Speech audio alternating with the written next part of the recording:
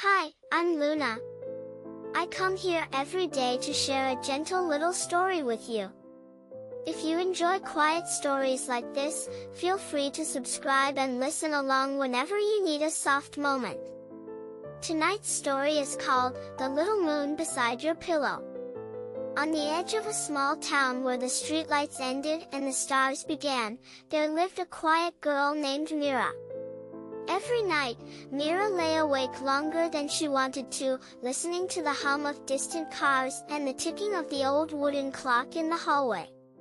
Sleep always felt like a train she was late for, rushing past just before she could climb aboard. One especially restless night, Mira turned her pillow over for the 5th time, searching for a cool side that seemed to have vanished.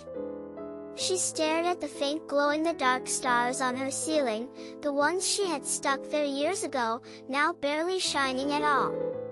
If only the real moon could sit a little closer, she whispered into the dark, just for tonight. Then maybe my thoughts would quiet down. The room answered with silence, a soft kind of silence that wrapped around her like a blanket. Mira was about to close her eyes when she felt the tiniest weight near her cheek, like a snowflake landing and deciding to stay. She opened her eyes and gasped. Resting on the corner of her pillow was a tiny moon, no larger than a teacup, glowing with a silvery, sleepy light. The little moon gave a shy wobble, as if it were trying to bow. "Good evening," it said in a gentle, bell-like voice. "You called, and I was nearby, drifting above the rooftops.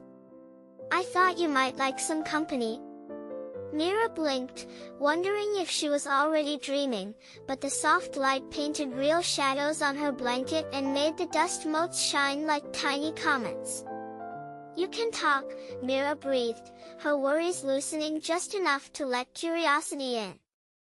"Of course I can," the little moon replied, its glow warming to a faint gold. "I drift over so many windows every night that I learned to listen." "You have a very thoughtful kind of quiet, Mira. Sometimes that makes it hard to fall asleep, doesn't it?" Mira nodded, surprised that a small piece of sky understood her so clearly. The little moon floated up a few centimeters and settled back down, as if testing how soft the pillow was. "Would you like to try something with me?" it asked. "We can tidy your thoughts before you sleep, like folding clothes and putting them into drawers. I can hold the ones that feel too bright tonight, just until morning." Its light dimmed to a calm, cloudy glow, the kind that made the corners of the room look gentle instead of sharp. Mira hesitated. There were so many thoughts: the test at school next week, the friends she was worried about, the way the world sometimes felt too loud and crowded. "What if there are too many?" she whispered. The little moon chuckled, a sound like a spoon tapping the rim of a glass of water. "I orbit a whole planet," it said softly. "I promise, I can carry a few of your thoughts for one night. Let's start with just one and see." So Mira picked the brightest worry, the fear of not being good enough, of making mistakes that could not be fixed. She described it haltingly, searching for words in the shadows. As she spoke, the little moon's light gently gathered the feeling, like mist drawn toward a lantern. It didn't argue or tell her she was wrong, it simply listened until the worry felt less tangled and more like a single thread she could put down. "There," the moon murmured when she finished. "I'll hold that one tonight. If you still want it in the morning, I'll give it back. But maybe, after some sleep, it won't seem quite so heavy." Mira felt the tightness in her chest loosen, leaving room for a breath that reached all the way to her toes. She picked another thought and another, each one smaller than the last, until her mind felt as tidy as a bookshelf with only a few favorite stories left on it. When they ran out of worries, the room felt different. The ticking clock was still ticking, and the distant cars still hummed, but everything seemed wrapped in a softer kind of quiet.